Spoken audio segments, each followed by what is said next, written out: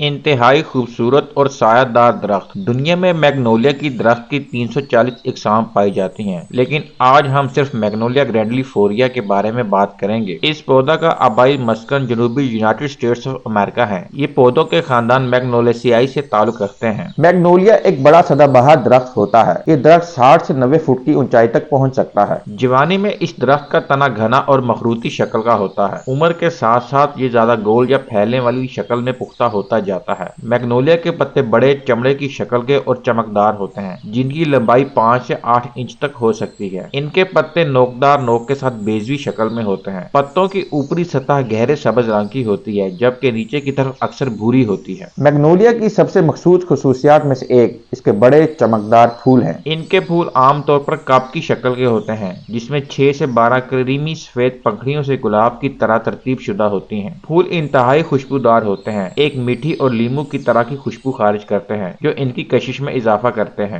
درخت موسم بہار کے آخر سے گرمیوں کے شروع میں پھول پیدا کرتا ہے۔ میگنولیا کے پھل کو سیڈ کونز کہا جاتا ہے۔ ہر کون میں شوخ سرخ بیج ہوتے ہیں۔ پختہ درختوں کی چھال گہرے بھورے سے ہلکے رنگ کی بھوری ہوتی ہے۔ میگنولیا کے درخت عام طور پر مختلف جگہوں بشمول جنگلات، دریا کے کناروں اور ساحلی علاقوں میں پائے جاتے ہیں۔ میگنولیا اپنے دلکش پتوں اور بڑے خوشبودار پھولوں کی وجہ سے اکثر باغات اور پارکوں میں سجاوٹی درختوں کے طور پر لگائے جاتے ہیں۔ یہ اچھی طرح سے نکاسی والی غیر جانبدار مٹی پر قدرے تذابیت والی مٹی کو ترجیح دیتے ہیں، لیکن مٹی کی مختلف اقسام کو برداشت کر سکتے ہیں۔ میگنولیا بعض کیڑے اور بیماریوں کے لیے حساس ہوتے ہیں۔ پاؤڈری میلڈیو نامی پھپھوندی سب سے زیادہ حملہ آور ہوتی ہے۔ دواؤں کے کچھ روایتی طریقوں میں میگنولیا کے درخت کے مختلف حصے بشمول چھال اور پتے ان کی ممکنہ دواؤں کی خصوصیات کے لیے استعمال کیے جاتے رہے ہیں۔ ان میں سوزش اور اینٹی آکسیڈنٹ اثرات شامل ہوتے ہیں، جبکہ ان کی لکڑی کوئی خاص مقاصد کے لیے استعمال نہیں ہوتی۔ میگنولیا کی لکڑی چھوٹے منصوبوں یعنی کہ فرنیچر اور الماریاں بنانے کے لیے استعمال ہوتی رہتی ہے۔ ان کی لکڑی میں باریک دانے ہوتے ہیں، اس لیے ان کو آرے میں چیرنا آسان ہوتا ہے۔ میگنولیا کو بیج اور کٹنگز دونوں سے اگایا جا سکتا ہے۔